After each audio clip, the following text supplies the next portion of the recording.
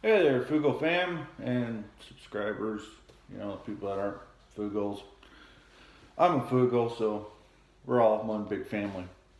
Um, let's go over, today I want to go over something that I went down a rabbit hole a long time ago.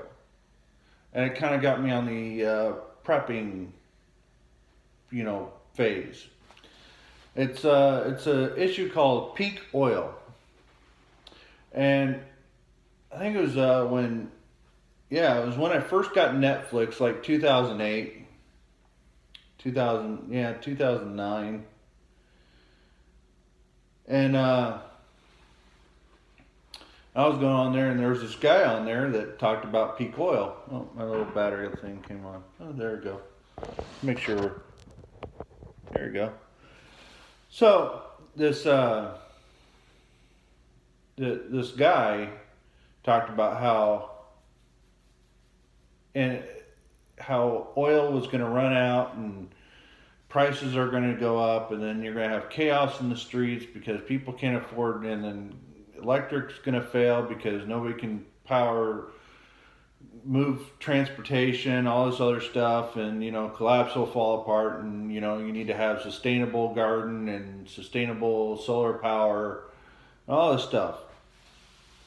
Well, I think it was 2012, 13. Well, it was 2014. I learned that this guy he finally lost everything that he had because nobody nobody died. And this is the guy that called out the CIA about drug running and all this stuff. So he's a big time conspiracy theorist. Well, in 2013, I learned that he went to Colorado and just lived on a guy's ranch because he had lost everything and he was doing podcasts or terrestrial radio or something. And he finally wrote a note, went out to the field, and blew his head off. So it's kind of like, yeah. So you can't always go down a rabbit hole without having some kind of real deep sacrifice eventually. So I kind of, I, I understood what he was talking about, how, back in the 70s, they did a study and they found that if you shut off the oil in Saudi and all these other places, the whole world just goes into chaos. So ever since then, they've really put the thumbtacks to the Saudis and to Kuwait, and to really keep that flowing really high and keep everybody happy, and it messes with inflation and deflation, and it really does. Just the one resource can make everything in your life more expensive. It can make your food expensive. It can make your work expensive because you have to travel to work. So then you're paying more to go to work, and it really screws up everything. Well, in 2008, they really did find out that it really, really screws up everything. So that's when this guy comes out and says, "Hey, this is what's coming," and then they found fracking, and fracking saved a lot of people's asses, a lot. The North Dakota, Pennsylvania, areas where they thought it had dried up and it's done. Texas, Oklahoma, these places they really thought it was done. They capped it off and they're like, nope, no more.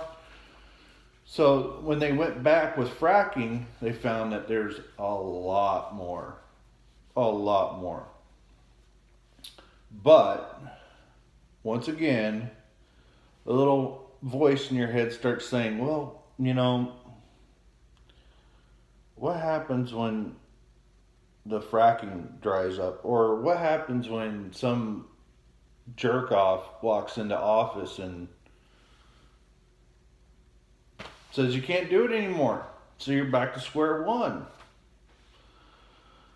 Or they say that you cannot drill in this certain area. Well, in this area, there's a lot there. There's billions of barrels just waiting there. Well, you can't do that. Another thing in my head is oil is the earth's lubricant. I understand you got rocks, you got sand, you got rocks, you got oil, you got rocks, you got sand, you got rocks, and it all intertwines and does this kind of thing. And, you know, you got one plate boundary going here and another plate boundary going here, and the only thing stopping it is the lubrication in between them. So that once you take that lubrication, it just does this, and all of a sudden things start moving slowly. So it's got its pluses and minuses. You know, if you live on that area, your house is going to shake a little bit every now and then. But if you don't live in an area like that, you don't have any problems whatsoever. You don't care. Just keep drilling. Suck that stuff right out. But if you're a geologist,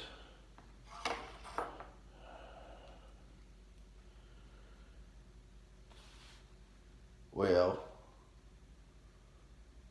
according to the geologist, they all say fracking is horribly wrong because it can screw up the entire earth and create category 12 earthquakes because you don't have any lubricant to keep things from sliding together.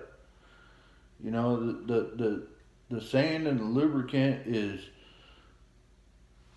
very, you know, you have to have the viscosity to keep that stuff. It's like a jelly. It's like a jelly. It keeps it from moving. And once the jelly's gone, it moves. And it starts grinding on each other. And then it creates catch points. And then that catch point is... So that's what that is. That's what that is. So, fracking, peak oil, conspiracy theory. It's, look at the geode. Geode rock is very nice. It's got crystals on the inside and a hard candy shell on the outside, but you crack it open, you look at it, it's got pretty crystals in it, right? Yeah. Okay, so that's my geologist point. Yeah, you know, that theory really got me on the path of prepping. You know, looking at 2008. 2008 was a critical juncture in prepping. You know, because you have the bank financial crisis, you have the peak oil crisis, you have the housing mortgage crisis, you have flipping the script on minimum wages, causing retail to, you know, lay off people, causing higher unemployment, causing, you know, this whole 2006, 2008 conjunction is what woke a lot of people up. You know, before 2006, who cares about the conflict? Who cares about, you know, it just go over there and get it done. You know, you got some protesters saying it's an unjust war and da da da da da. No, I said the wrong word. Conflict. It's an unjust conflict and an unjust, you know, We're over there too long. We should just get in there and get out, fight the war, get it done. You're doing this for oil. You're doing this for, and we never got anything out of it. So the wake up point 2006 to 2008 for a lot of people, and that's when everyone figured out that stuff isn't right. Stuff just is not right. Yeah, that's what I think about that. All right, that's enough on my plate for today. Go pick out a solar car. Have fun. Kevin Fuglefam out.